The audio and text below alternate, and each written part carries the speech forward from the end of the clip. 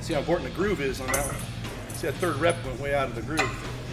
Came out in front of me instead of up and back. A lot out. Do some incline dumbbell press.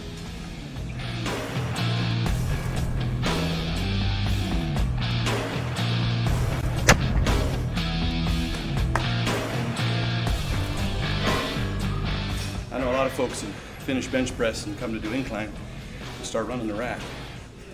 I do the 80s for 10, the 90s for 10, the 100s for 10. I'm gonna work up to one set here. That's what I call max effort sets or growth sets. I think my old school upbringing back in the mid 80s was always trying to get the most out of my sets. See that 500 still kind of winded me.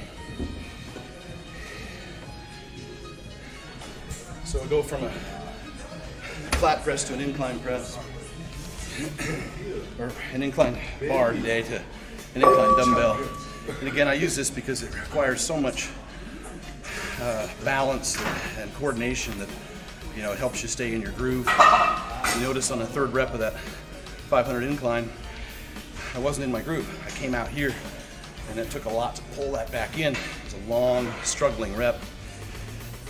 This kind of exercise helps you stay in your groove. It works on all those surrounding muscle groups that pull and push against each other to keep you balanced. So I like the free weights, I like the balancing exercises. But I don't run the rack again. I don't come off of a bench for an incline press and go to 80s and then the 100s and the 120s and the 140s. It's a waste of time.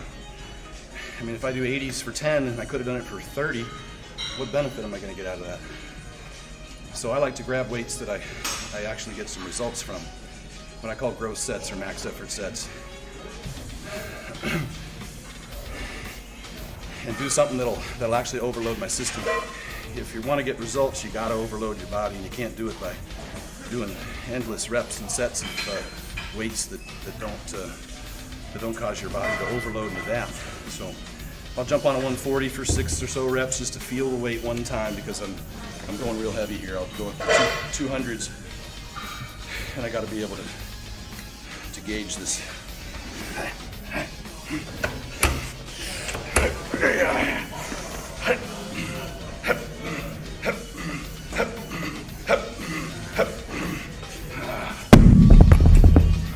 Most clubs, that's about all you get. They might only go up to 120s or 140s if you're lucky, and in which case you might have to pre-exhaust, or your partner might have to push down on them, or you might have to do flies if you pass there. I bought these and brought them in because I wanted to challenge myself.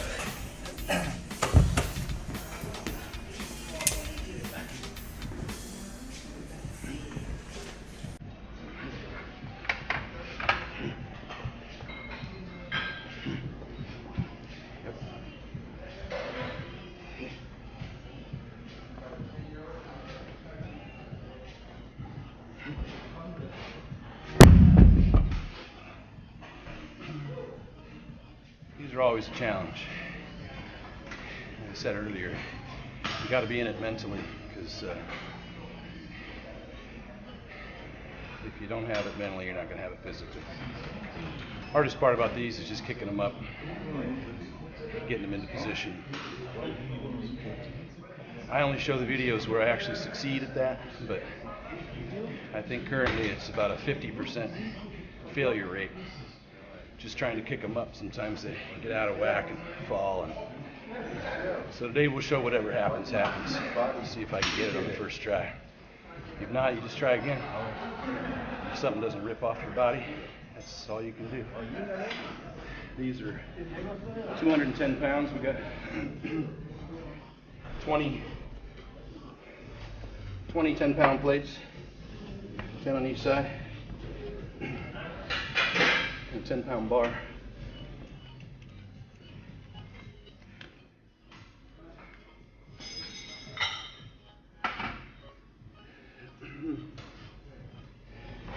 You Yeah. It's gonna go right out here, Leo.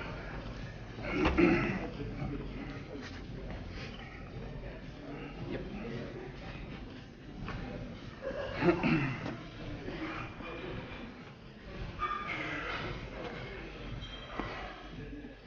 Yep. Good. That's good. This is how it all starts. Come on, down. Tight up, tight up. Tighten up.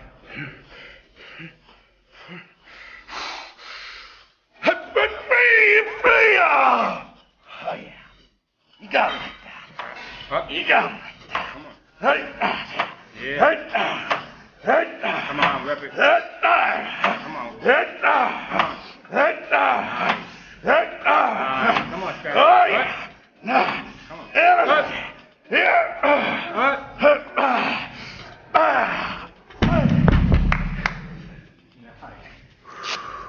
Nice.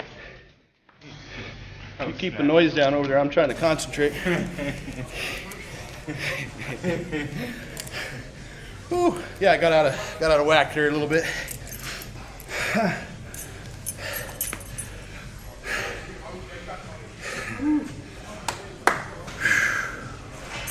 Thanks, Leo. That's fun shit right there. That's fun stuff. I told you, if an arm didn't tear off, that'd be pretty cool to watch. Of course, it'd be pretty cool to watch the arm tearing off too. Close grip. Okay. Bench press. That's a max effort set. That's what I'm talking about. If you do it like that, there's no way you're running the rack. You can't do anymore. That's the way that Mike Menser used to do it. That's the way Dorian Yates did it. You get results from a set like that.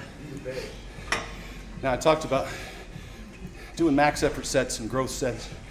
What's heavy to you is what works. Don't worry, because you're not incline pressing the 200-pound dumbbells, you're not going to grow. If 100 is that hard to you, you're going to grow from 100. It's about overloading your body and what your capabilities are and continually pushing that envelope, pushing those limits. Get in here and break down the muscle tissue, get out, eat and recover. I don't like to spend more than an hour in the gym. Running a little long today because it took me so long to warm up. But this will probably be our last exercise because I want you guys to see what I actually do. I don't want to try and, dress it all up for the camera.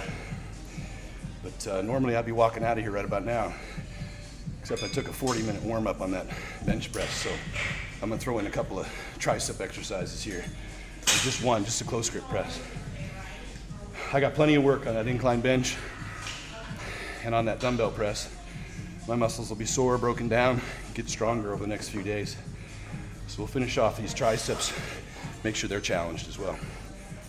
Same thing on tris, growth set. I'm just gonna feel a couple reps, make sure that the tendons are comfortable with the movement. And I'm gonna do 1 or 2 sets as heavy as I can go, as hard as I can go with a spot, and I'll be done.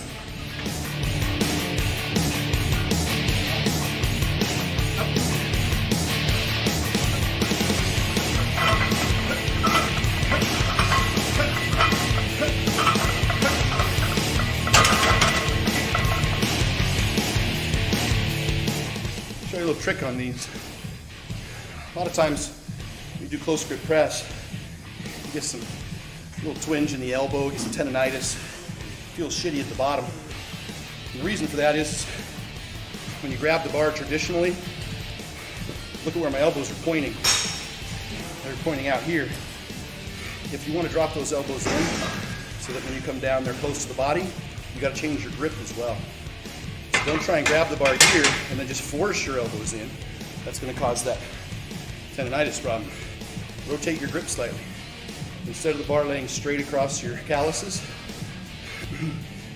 I'll rotate my hand slightly so that the bar rests here on the pad of the hand. I'll show you when I set up for the next set. We'll get a closer grip, a closer look at the camera. Rotate my hand slightly, rotates my elbow in. Now when I come down, the elbow's in line, no more tendonitis. One challenge with that rotated grip is that your spotter really needs to do all of the lift off, because you're pretty strong here. As soon as you rotate that grip, it almost feels more like a French press coming off of here. There's no way you can French press 315 or 405 off the rack. So your partner has to bring that weight out to you, so it's sitting out here for the pressing movement.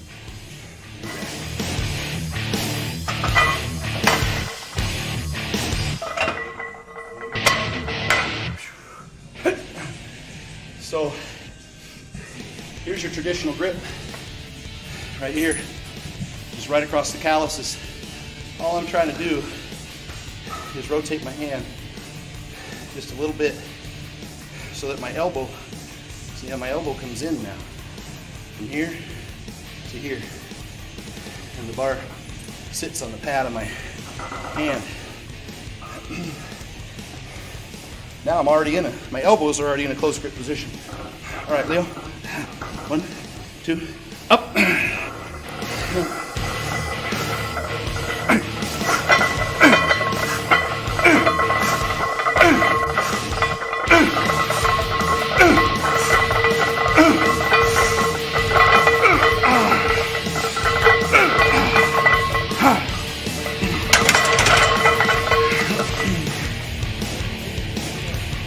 And that hits my